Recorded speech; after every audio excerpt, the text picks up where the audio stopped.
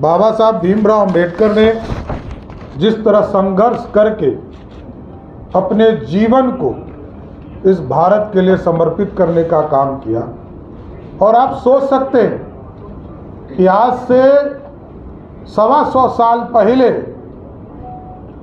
134 साल पहले कोई दलित वर्ग से आकर और सभी जगह शिक्षा लेने का काम, हिंदुस्तान से लेकर हिंदुस्तान के बाहर भी शिक्षा लेने का काम किया। और जब वो संविधान सभा में संविधान बनाने का काम शुरू किए तो अपने आप में ऐतिहासिक पल रहा होगा। कोई दलित वर्ग से आने वाला व्यक्ति जो दुनिया के संविधान को देखने का काम किया। और आप सोचिए, कई देश को आप देखेंगे संविधान बनाने के बाद 15 साल 20 साल में पूरा बदलाव करने का काम करते हैं, लेकिन हमारे संविधान को जब बाबा साहब भीमराव अंबेडकर ने बनाने का काम किया तो इस देश में जो मर्यादा पुरुषोत्तम राम है उनको पहले पृष्ठ पर जगह देने का काम किया। और अब सोचिए, मर्यादा की चिंता किया और इस देश में सभी को साथ लेने का काम किया। और हमारे यहाँ संविधान बनाने वाले भीमराव अंबेडकर साहब रहे। और पाकिस्तान में भी दलित वर्ग से ही आने वाले योगेंद्र मंडल जो कानून मंत्री वहां बने, उन्होंने वहां का संविधान रचने का काम किया। लेकिन आज आप जान लीजिए, भारत का संविधान बनाने वाला व्यक्ति आज भारत में पूजा जाता है और पाकिस्तान का संविधान बनाने वाले व्यक्ति को कोई चिंता भी नहीं है। यही है फर्क भारत में।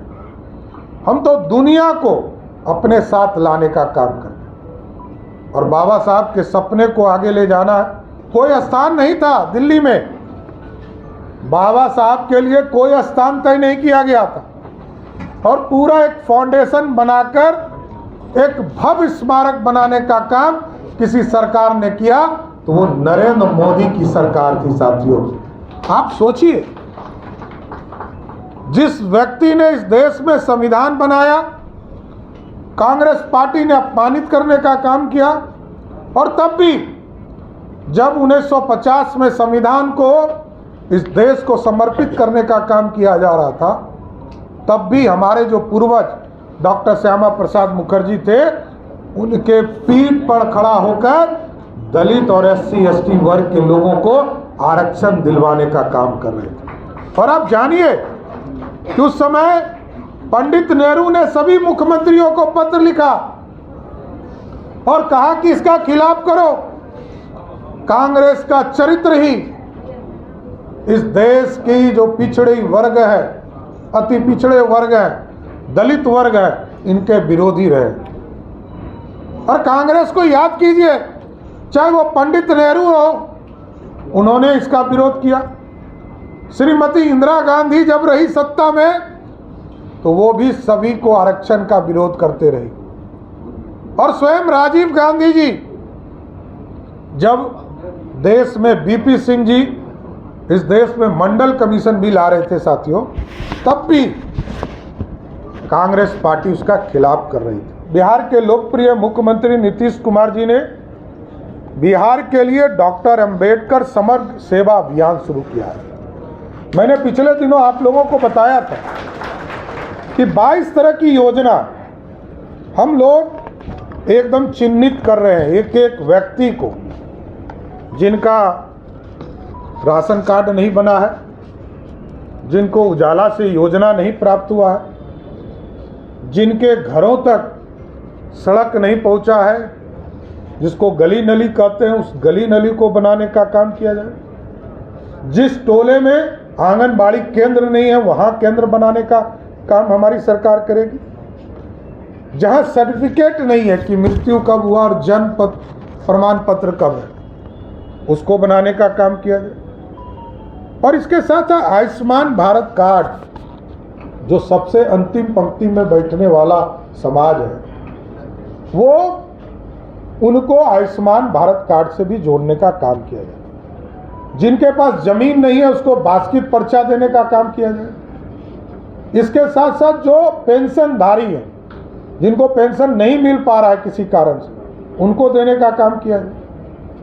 चश्मा वितरण का काम किया जाएगा और जिनके घर में पानी नहीं पहुंच रहा उसको पानी पहुंचाने का काम किया जाएगा। जॉब कार्ड से जोड़े जाएंगे। बिजली कनेक्शन नहीं है तो उसको जोड़ने का काम किया जाएगा। कई चीज़ें हैं जो 22 तरह। लेकिन मैं जितने लोग यहाँ उपस्थित हैं और बिहार में भी पूरा एससी मोर्चा से आग्रह करूँगा कि आप पूरा अभियान चलाइए। एक एक टोले में हमारे सरकारी सेवक जाकर 40 लाख लोगों से संपर्क करने वाले हैं साथियों।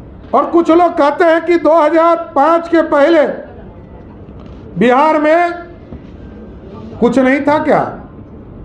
एकदम फर्क है साथियों। मैं इसलिए कहता हूं कि फर्क है कि आप समझिए कि 15 साल जो इंफ्रास्ट्रक्चर का काम रुका, इसलिए आज बिहार पीछे है। बिहार में 1990 से पहले 8 यूनिवर्सिटी थे बिहार में और 2005 में वो बढ़कर 10 हुए। लेकिन नीतीश कुमार जी का सत्ता आया साथियों और एनडीए का सत्ता आया तो आपको जानकर आश्चर्य होगा कि 2005 से लेकर 2025 तक 10 यूनिवर्सिटी से बढ़कर 33 यूनिवर्सिटी बिहार में हो गया। और साथियों में बताते हुए खुशी होती है, जनक जी आए, उन्होंने कहा कि हमारे भाइयों के लिए तो छात्रावास बिहार में है, लेकिन बिहार में हमारी जो बहनें पढ़ती हैं उनके लिए छात्रावास नहीं है। हम लोगों ने कहा एकदम प्रस्ताव बनाकर लाइए और माननीय मुख्यमंत्री जी से बात किया और सहमति मिली। और आपको जानकर आश्चर्य होगा कि सभी डिस्ट्रिक्ट हेडक्वार्टर पर सभी दलित वर्ग की बहनों के लिए सावित्रीबाई फूले छात्रावास बनाने का काम सरकार कर रही है। इसलिए आज बाबा साहब के प्रति यही सम्मान हम लोग दे सकते हैं कि जो अधूरे सपने, जिन सपनों को लेकर बाबा साहब ने लड़ाई छेड़ी थी 1935 और 36 में, उस सपने को साकार करना। हमारे जो दलित भाई, एससी वर्ग के भाई हैं, उनको मुख्य धारा में लाने का काम करना। उनको पढ़ने की व्यवस्था, उनको खाने की व्यवस्था, उनकी चिंता करना है। और एकदम स्वस्थ रहिए। और यहाँ पर जो बाहर चले गए हमारे प्रवासी, उनको अब वापस लाने का समय आ गया। और आप जानिए कोरोना का जब समय आया तो कई लोग बिहार लौट कर आए साथियों। और आज कई लोग हम लोगों से मिलते हैं, कहते हैं कि हम लोगों को दिल्ली में भी 15,000 रुपया ही मिलता था भाई साहब, लेकिन पटना में या अपने जिले हेडक्वार्टर में जब काम करते हैं यहाँ भी 15,000 मिल रहा है, लेकिन दिल्ली में हम 5,000 बचा नहीं पाते थे। बिहार में रहकर 5,000 बचा लेते हैं। ये बड़ी बात है, जिसमें जो लोग भी पलायन किए हैं सबको बिहार वापस लाना है और यही रोजगार देने का काम करना है। और बाबा साहब को जिस तरह कांग्रेस पार्टी, राष्ट्रीय जनता दल ने अपमानित करने का काम किया, बाबा साहब के सपने को सिर्फ बोलने का काम कुछ नेता करते रहे, लेकिन करते कभी कुछ नहीं रहे।